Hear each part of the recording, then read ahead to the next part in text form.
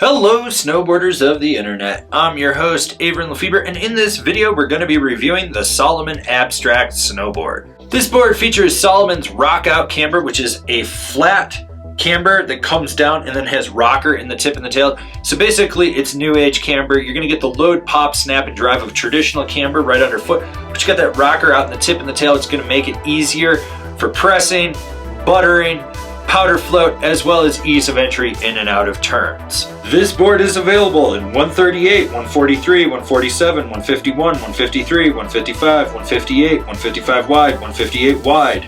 I rode this board at Copper Mountain on a sunny bluebird day with 0 winds, slightly warmer temps. You had chop, chunder, slush, perfect corduroy, and I rode it with my Rome Black Label bindings and my K2 Thraxis boots. This board's a little bit stiffer than middle of the road through the midsection of it to just out past the insert packs.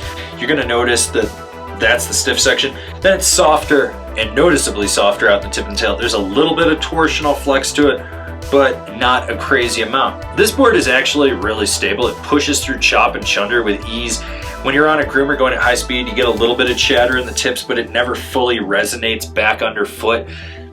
This board does a great job of being rather damp, but it's still somewhat lively. So you do have to load up the camber to engage that rocker in the tail to just give it some spring, and even when you do, it's not the snappiest board out there.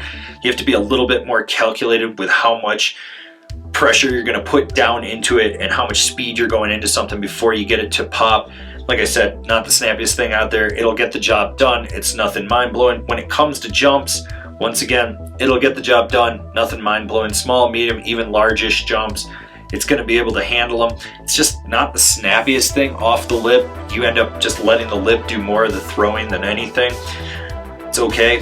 Like I said, nothing mind-blowing here. So with this board having rocker as well as softer tips, you'd think that it would be a butter machine. It's not. It's going to fight you. You have to know how to engage it.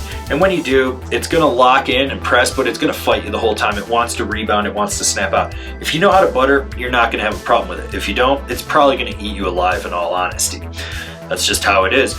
When it comes to jibbing, a little speed and not forgetting to eat your muscle cheese comes in handy. You've got to muscle this board to lock it into a press on the feature. Just get it to hold. And when you hit the end, you're going to notice that rebound. It's going to snap out of it. It's not the poppiest, but it's there. It does fight you. Like I said, you want a little more speed and a little more muscle to engage it. When you go sideways, it somewhat does a balance board act between the feet. You just notice that it doesn't really clap out, but it's not really contouring right around the feature. It's just a little more rigid, as that is the stiffest section of the board.